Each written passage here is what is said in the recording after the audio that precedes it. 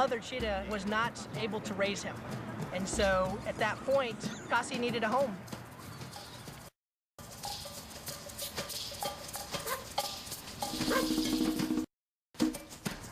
Tawny here is actually a rescue dog. We collected her from one of our local rescue centers. Relationships are about personalities and them gelling, you know, and it doesn't matter so much what the species is.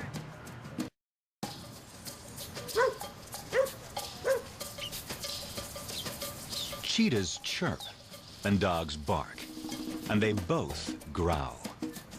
Cassie and Matani's comfort with each other has been shaped by their shared ways of communicating, which gave them a running start at understanding one another.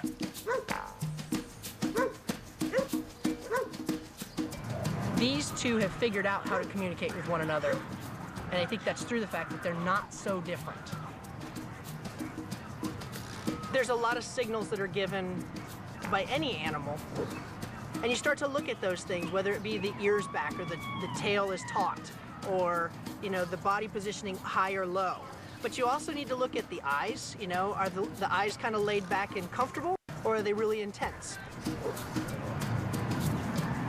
You can tell a lot from the lips of a dog and whether there's a little sneer going on or if they're nice and relaxed. You see those kinds of things not only in the dog, but you can see them in the cheetah as well. I think their communication is a factor, but I also think that they're learning a new language. They're not learning the cheetah language or the dog language, they're learning Cassie Matani's language. And they've had to learn that through building relationships and trust. The thing that surprises me most is how they seem to need one another. Cassie, the cheetah in particular, he seems to need her. You know, if she's not around, he's looking for her. I think that he'd have a much more difficult time if she was not a part of this environment. It's time to chase. It's more than just coming out here and running the cheetahs and the dogs for the guests' enjoyment and understanding. It's really an exercise program. Each time they come out, they get a little better at either running or dodging or changing direction.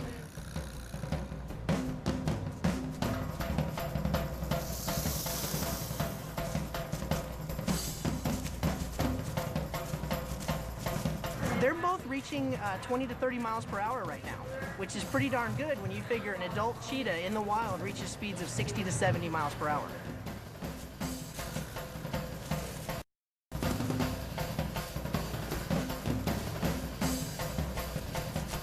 It's kind of strange, but at the end of the day, the Labrador Retriever actually has a lot more stamina. She can go for a lot longer period of time, and so we run her a lot more than we do him. You know, it's not simple. It doesn't matter whether it's two humans, two dogs, a dog and a cheetah. You know, relationships are really tough. There's people that go through life that don't find that companion. There's animals that go through life that live completely by themselves. These two have a shot at being companions with one another for the rest of their lives, and they seem to be making that kind of a choice. I think the choices animals make in cross-species relationships are similar to the choices they make in same-species relationships. Like, some dogs don't like every other dog. They may not attack the dog, but they don't form that close relationship. Animals are very selective about the other individuals who they let into their lives. Well, as an autistic person, I am an extreme visual thinker. Everything I think about is in a picture. And that's the way animals are. An animal's world is sensory-based, it's not word-based. What cross-species relationships show you is that there's behaviors and emotions that just go across species. I mean, mammals have certain behaviors that go across all the species because they're mammals. You know, I don't think snakes are going to be doing this. We need look no further than our relationships with our pets for examples of the deep bonds that can form between different species. But we still have a lot to learn about cross-species relationships. Do the same elements of social bonding span the animal kingdom? A question all the more perplexing when animals break boundaries we'd think would be too strong to overcome. There's definitely a risk involved in relationships that form between animals, say, of different sizes, and predators and prey, for example. So there is a risk, especially for the prey animal. And that's what I think is so intriguing about the cross-species relationships. There's incredible trust, and it has to form immediately.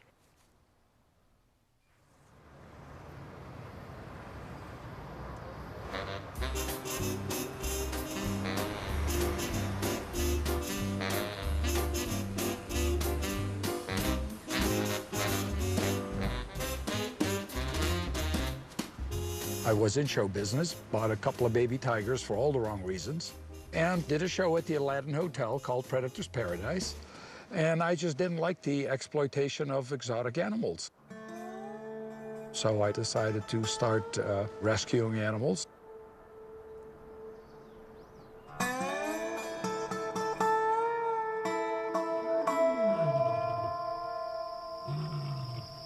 All the animals that we have either been rescued or retired from show business, or they've been confiscated by government agencies, either the USDA or Department of Wildlife.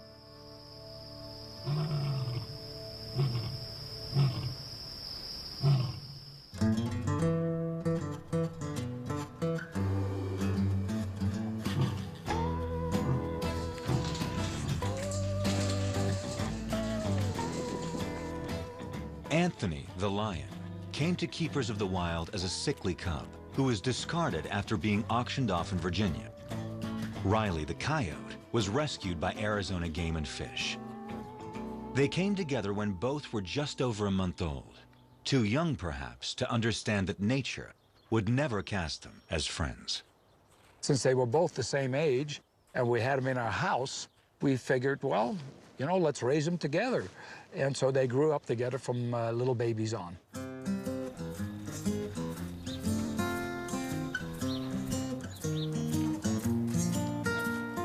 When they were very, very small, it was real easy because they were both about the same size. And of course, the little coyote, she's staying relatively small and she just watches him grow up to be a giant. The gentleness between them and the bond and the closeness has never changed. Oh, boy.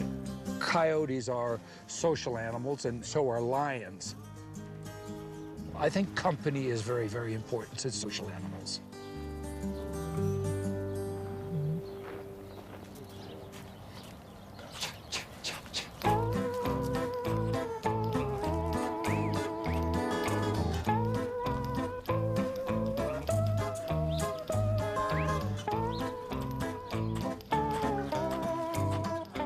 Social animals build bonds by playing together, testing their strengths and limits.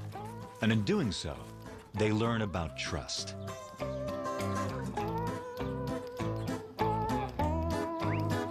I think it's a wonderful exercise for them to act out their hunting techniques and their stalking techniques. I also see her teasing him. She runs away, and then she lets him catch her. And he will jump her. He will stalk her and jump her, and then she does a little yelp, and he lets her go right away. I have not yet seen them intentionally hurt each other at all. I would intervene if I felt that the coyote was in danger. I would pull her in a heartbeat. I don't want to put her in any kind of jeopardy. But I don't think that she thinks that she is a coyote. I don't think she's ever seen other coyotes. Anthony and Riley's relationship makes them healthier. It's kind of like humans. If you've got a good relationship, more than likely you'll be happier. Everything in your body functions better. I think mentally you're more stable. And I think it's the same thing with the lion and the coyote. I've been around big cats for 20-some-odd years now, and I thought I've seen it all. I must admit that this is extremely rare. But Mother Nature is teaching me something every time, particularly when I see a relationship like this. But are strong social bonds enough to keep prey animals safe in these mismatched relationships? There's a very strong instinct in the predator animals, like a lion or a tiger, to run after something that moves rapidly. Now they learn, what animals are lunch and what animals are not. To say that an animal is just sort of a robot that blindly does instinctual hardwired behaviors, that's just ridiculous. When it comes to some of the emotional things and cognition in animals, I think scientists are going to prove that little old ladies in tennis shoes who say that little Fifi really can think are right. But that doesn't mean that an animal can think at our level. There's still a lot that's not known, but it's been very clearly shown that in all mammals, you've got the same emotional drivers down in the base of the brain that drive behavior. Fear, separation distress or panic, seeking the urge to explore new things, rage, sex behavior, and play. Here we come, walking down the street. We get the funniest looks from everyone we meet. Hey, we're the monkeys, and people say we monkey around. But we're too busy singing to put anybody down. We're just trying to be friendly. Come and watch us sing and play. Before scientists can begin to understand cross-species relationships, they need to learn more about the complexity of the bonds animals form within their own species.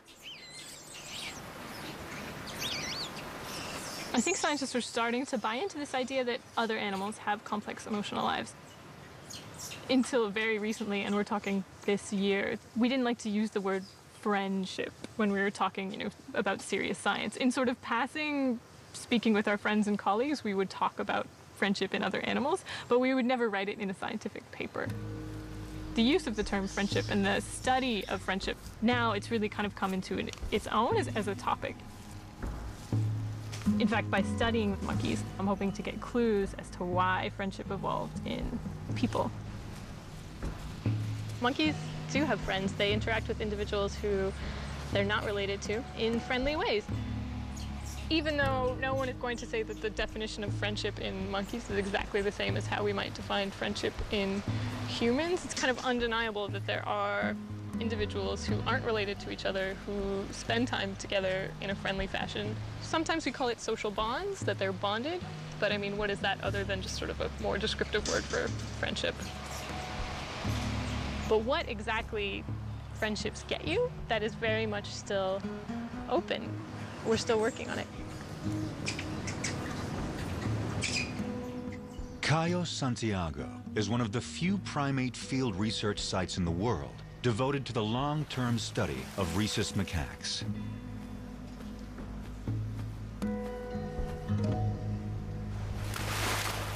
Professor Lauren Brent has spent over 6 years on the island, studying how non-related monkeys interact and form bonds. Her research has led to some groundbreaking discoveries. So we can't ask a monkey who is your best friend, so we have to study by observing their behaviors. And so we define friendship in monkeys as who they spend a lot of time with and who they interact with in a friendly manner. In particular, we look at things like grooming, feeding next to each other, who spends time together, who's aggressive to who. So whatever the monkeys are doing, we're following them and recording it. Do you know that one? So we would pick an individual and we do 10-minute focal follows. So for 10 minutes, record everything that the focal animal is doing, who they're interacting with. And so the monkeys dictate what happens. So that's 25R. I was telling Joel this morning that 25R used to be a member of this little band of males. They were all middle ranking. They were together quite a lot and would support each other in fights. But his buddies have dispersed to another group, so he's kind of left on his own, although one of them seems to have maybe come back, but I haven't seen them interacting. He's a good guy.